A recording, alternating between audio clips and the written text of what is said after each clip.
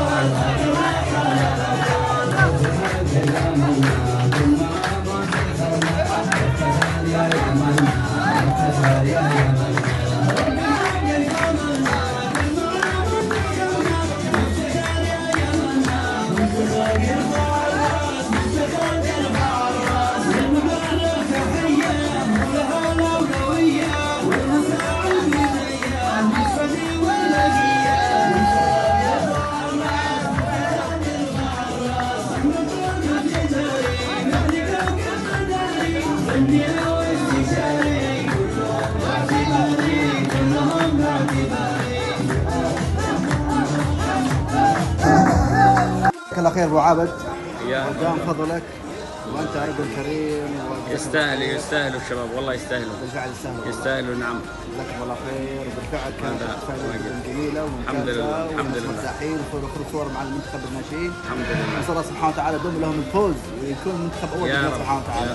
إن شاء الله. جزاك الله خير أبو عابد. شكرا جزيلا باشمهندس على التغطية، الله يكرمك، ما قصرت، على راسي. تشريف.